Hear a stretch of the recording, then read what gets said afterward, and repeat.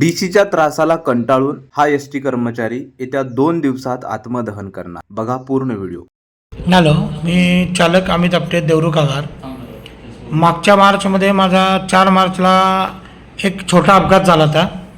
त्यानंतर एक 1.5-2 महिने मी जखमी असल्यामुळे घरात होतो, उपचार घेत होतो.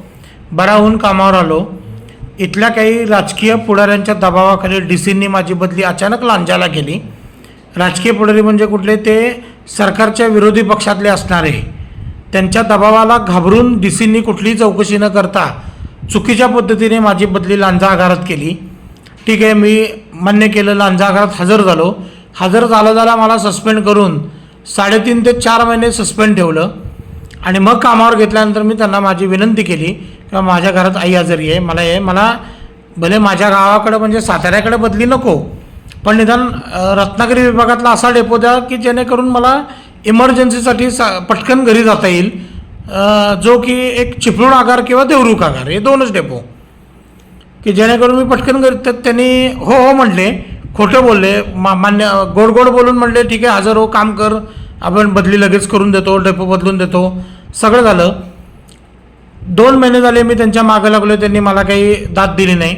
आज त्यांना एक माझ्या मोबाईलवर नंबरवरून ते काही फोन उचलत नव्हते, म्हणून मित्राच्या नंबरवरून फोन केला तर त्यांनी असं उत्तर दिलं, आपटे तुम्ही किती नंबर वापरताय?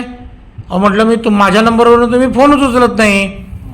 नाही म्हटलं मग या बदली या कारणासाठी फोन नाही करायचा इथं. म्हटलं तुम्हाला मी कमीत कमी 7 ते 8 वेळा भेटलो, सगळं झालं, तरी पण तुम्ही म्हटलं हे करत नाही आहे.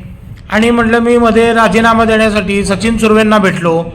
त्यांनी मला असं सांगितलं की राजीनाम्यासाठी कारण योग्य लागेल, तुमचा राजीनामा असा मंजूर होणार नाही, तुमचा अपघात आहे.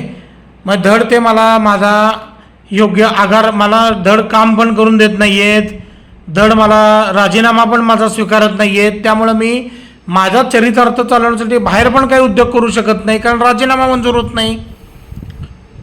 पण हे मुद्दाम नाटकं करून आता मला हे करतायत. आता मी फक्त काय करतो, 2 ते 3 दिवसाची अजून त्यांना मुदत देतो.